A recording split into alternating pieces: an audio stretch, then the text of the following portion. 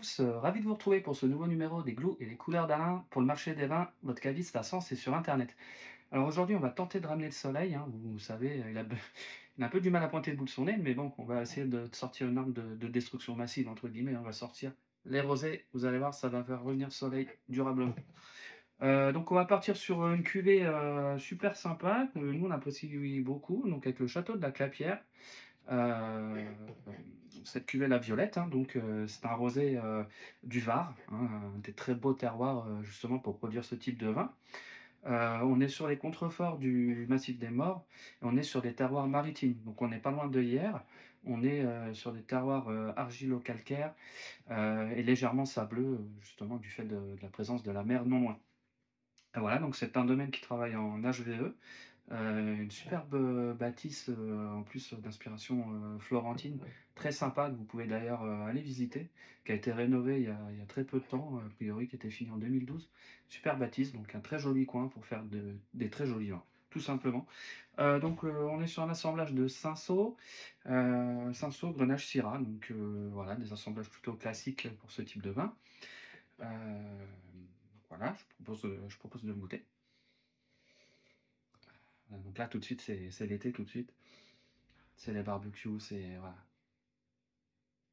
Donc là, on a des arômes de pêche, on a des arômes d'abricot, voilà. On a un nez qui est assez ouvert, voilà, assez expressif. On a une petite note aussi un peu iodée, un peu saline qui est sympa. Note de fleurs. Voilà, on a une note un peu de fraise acidulée. Très joli nez, vraiment. Et voilà, on a ce côté vraiment floral qui est assez typique de ces terroirs du Var, justement. Var méditerranéen, vraiment non loin de la mer. Voilà, on va goûter.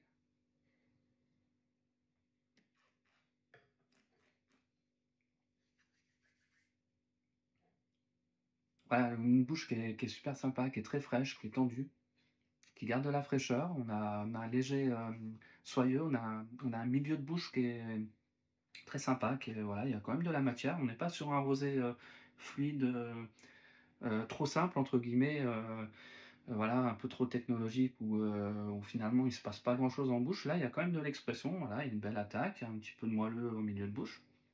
Et il y a une finale assez tendue, assez saline, très sympa. Vraiment, c'est un rosé qui est très réussi. Donc avec ça, forcément, on allume le barbecue, hein, on mange des viandes grillées, ça accompagnera parfaitement toutes les petites salades qu'on peut faire autour. Ouais, toutes les salades qu'on fait avec les barbecues, c'est un vin qui est assez passe-partout. C'est un vin qui fonctionnera aussi parfaitement avec les épices, avec les herbes aromatiques.